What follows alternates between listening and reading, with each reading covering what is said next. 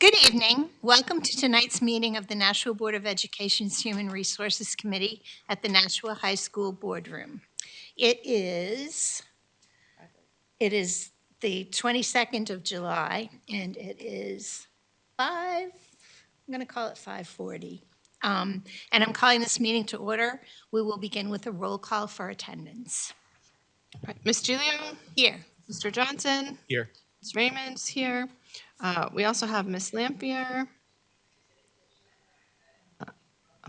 And Ms. Bishop. We have Dr. Andrade, we have Mr. Baus, and we also have Ms. DeGray, right? Yeah. All right. That's all I see. Okay, so let us look at tonight's personnel recommendations. Or actually, no, let's start with the HR update. Mr. Baus, would you like to share that with us? Absolutely. So if you have the HR committee's document, just going down, job openings total, we're currently at 136. For teachers for the upcoming 24-25 school year, we currently have 25. A breakdown per grade level, we have 14 openings at the elementary level, 7 at the middle school level, and 4 at the high school level. We do have 3, I like to call it round up to 4 school psychologist openings. 3 of those are full-time, 1 of them is appointing.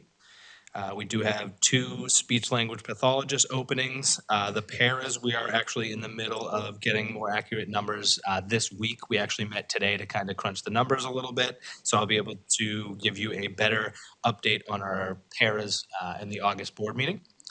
Food service, we have 24 openings.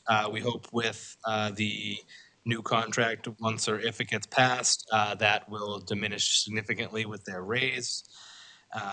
The plant operations, including all together, is 22. A breakdown of what we include in that is the custodians. We have 9 openings for the custodians. The crossing guards, we currently have 13. Administration openings, we do currently have 4. We have the assistant superintendent of elementary. We have the director of communications that we just did the first round of interviews on. The civil rights coordinator and the district accountant. And then over to the secretaries, we do have 5 secretary openings, Fairgrounds, Amherst, South, North, and the special ed department. Thank you. Does anyone have any questions for Mr. Baus? Thank you. Thank you, Mr. Baus. Are these after I'm trying to count how many People we hired tonight? Yeah, the 15 or yes, however the teachers are out of that number. All right, and then are there any like job fairs or any recruiting efforts that we're doing? I'm especially worried about this 14 number. Is that right? At the elementary schools. Yeah. And how that will impact our class sizes. Yep. So the elementary, a lot of these numbers are special ed numbers in this 25 number. So the true, I don't know, I have the breakdown of the true like grade level openings. Don't get me wrong, special ed is very, very important. Critical, yes. But grade level, we can really have, 3 grade 3 classes if there's only 2 grade 3 teachers. So Right. Grade level, we are looking in better shape. We do obviously, have a little over a month now to go before school starts. We don't currently have any job fairs planned. We do plan on doing a job fair sometime right before the school starts, like we typically do for the paras. I haven't worked out the logistics for that, but I hope to have more in the upcoming weeks. Okay. And then follow up for speech language pathologists. Do we have a contract agency? Because I imagine that these are people we need to meet IEP needs. Do you mean, are we like looking? Like on the school psychologists in the past, when we haven't been able to fill all the positions, we've been able to get like some contract agencies in, Yes. which is expensive and not my preference. But we have to meet IEP needs. So is there a contract agency for speech language? That I'm not sure of. That I'll have to confirm with the special ed department. Oh, Ms. Lampier knows the answer. Yay. Yeah, we talked about this in the finance and operations meeting. So we have, we have Leap Learning is going to cover 1 for $162,000. That's 1 psychologist. The Regional Services and Education Center is going to cover 2 school psychologists. Each one will be $145,275. And we have White Birch Educational Services, which is going to cover, I guess, point eight, that's $99,750. And then we also have someone who's going to do bilingual psychological evaluations, that's 13,000. And for the two speech pathologists will be $201,600. Wow, that is really expensive. But I also can understand why someone would want to work at a contract agency instead of under our teacher's contract. So, ouch. Any Not on the job openings. I wish you all the best, and I hope people come because Thank we have the best kids and staff. You have a question, Mr. Just Johnson? it's the high school's only 4 openings. Where are those openings at? We did just lose a math teacher. I don't know the exact openings. I know one of them's math, but I can definitely get more for you on those. Yeah, so can we have a little bit more detail in the breakdowns? Because I feel like we ask the same questions every time. So what would you like to look for? So like where the openings are we seeing You trends want that every it's single opening on this? No. What I want to know is it special ed teachers? Is it grade level teachers? Is it are we having difficulty filling science or math or, you know what I mean? So we can see if there's trends. Does that make sense? Yeah. And not that I have any insight into where to recruit people for these positions, but maybe getting it out into the public so the public knows that it's social studies that we're really having to push for. Maybe someone will have an idea. So we'll get that information, but I think you can see quite honestly, from the, only to have 25 teacher openings right now is actually, we're feeling pretty good. There's a number of interviews going on. As Mr. Bowes said, we lost a math teacher, and that was literally like last week. For 4 openings at the high school, 7 at the middle school, and 14 at the elementary, especially if we include this special education numbers. It's a handful. And speaking with the elementary principals, I know over the next 2 weeks, there's a number of interviews lined up. So hopefully every classroom teacher will be filled in the next couple of weeks. And then same thing with our special educators. So our big numbers are paras with 50, food service 24, plant ops 22, and 13 of those being crossing guards. So I think that's a different recruiting strategy than classroom teachers. Absolutely. And just to follow up on that, the crossing guards, I think Mr. Donovan had spoken a meeting ago about how the pay structure had changed on that to make it a higher compensation. So anybody who's retired or available those hours, hopefully they can seek us out.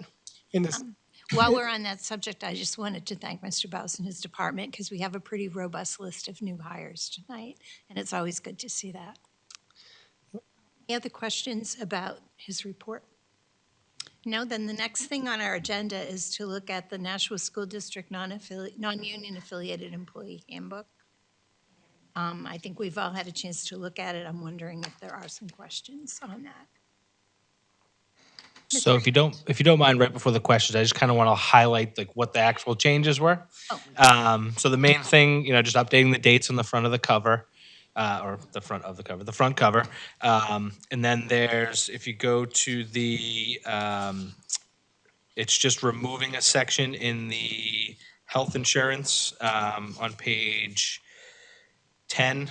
We took out the old health insurance document, so we just kind of redlined that. And then the only other change that we made was to the back of it, which was the positions. And I sat with the business office and we kind of realized, hey, do we have this position anymore? Because it hasn't been updated since at least I've gotten here. So we just wanted to make sure it has an accurate listing of what our positions are. We also changed a couple positions, like we condensed what were they called? Title I homeless coordinators. I might have used the wrong title. But we basically condensed the homeschool coordinators and the ELL coordinators, and we made them family engagement coordinators. So we condensed those positions as well. The sign language interpreters we took out of there because they're starting their own union. And those are the main changes. You did. Good job. You anticipated my questions. Thank you. Thank you, Ms. Gilio. So I know we have to have a Title I homeless liaison. That's a new position. And it also says we have a Title I homeless McKinney-Vento. So this is two different positions, right? They are, And yes. is the homeless liaison one, I don't believe, that been filled yet? No, so is that included in the first page with the openings, or is that not included because it's administrative and not? So the Title I office currently hasn't, the Title I office lost their McKinney-Vento liaison and their homeschool coordinator. And I believe they were looking at revamping it into either a social worker / liaison. So once I get final word on that, we'll be able to give you a better clarification on what our hiring needs are gonna be. How many positions exactly we're looking for? Is it two, or? Yeah, I'm not, I have to confirm. We have two openings. I don't know if she's gonna condense it into one, and make it one, or I don't know what the plan is there, but we're getting more info. Okay, Yeah, I have been in touch with Director Fulton, and she has a plan, and she wants to make it a little more robust to recruit a different person with different qualifications. So I think we'll be all ready in a few weeks. Yep.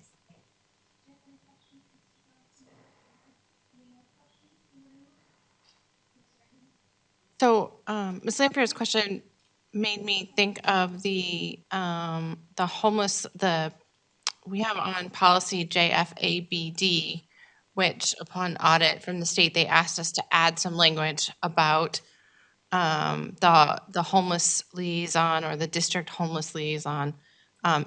Is that what we are calling the homeless McKinney-Vento or the homeless liaison? Like, because I thought, Those are- I guess my question was, at the policy meeting, I thought the homeless liaison was replacing our McKinney-Vento person who had left, but now we need two people? So we've always had two people. Oh, we've always in had two those roles. Yep, and they both no longer are with us. So I think that's why it's causing us to restructure that department Okay. Okay. for that position, those positions. And then my other question is, what happens to the sign language interpreters during the process while they form their union? Like, are they still covered under the non-affiliated handbook until they get their own, even though we're crossing them out here? Yes, so they just like any union or negotiations that go on, until the negotiations are complete, they stay put. Unfortunately, they wouldn't get any raises or anything, so they would stay put until those negotiations are complete. Andre, did you want to add something? So Mr. Bose covered the question about the sign language interpreters, but just as far as the homeschool liaison, what we're actually looking for in revamping that position is a lot of that work is social work. So It really is. we're just looking to recruit a little differently, and that's what's taken us a little longer. Okay. Yeah, I know when Ms. Bishop and I worked at DCYF in the past, we worked with the homeless liaison a lot. Lot. A lot. Though from a social worker hat perspective, we're saying unhoused now, not homeless, just Oh, in case we want to switch unhoused. our language a little bit. Should we update the language to reflect, or do you want it to continue to say homeless liaison? The language from the state in the policy, and it's in quotes, is the homeless liaison or the district homeless liaison. I think it just And I helps think the that came shift in, from in the Department of recognizing Ed. that people aren't homeless, they're currently unhoused. It's that they want to be in a more stable place. It just has a different connotation to it. But that's my social worker hat on. We all know I love being a social worker. Any other comments or questions? Then I'd be looking for a motion to approve the handbook. Motion to approve? Okay, I'll second it. Okay, all in favor? Aye. Aye. Motion carries. Okay. Lastly, we have our personnel recommendations for tonight. Has everyone had a chance to look at them? And are there any questions? Just noticing one of the, Wait, oh, But it I'll doesn't name anyone in particular. We don't have to I was just gonna say, oh, yeah, I won't, go. Oh, okay. So, right, until it's until approved. it's approved, right. So But I we won't can say do a anything. non-public if you have questions or comments. No, that- no, that's fine. Okay. Careful. Want to No, make a no, comment? I'm good. You're okay? Yes. Okay. So that being the case, I'm looking for a motion to approve tonight's personnel recommendations. Motion to approve? Second. All in favor? Aye. Aye. Motion carries. I think that's all we have for tonight. Sure, I'll make the motion. Second. All in favor? Aye. Aye. Meeting is adjourned at 5:55. Thank you, everyone.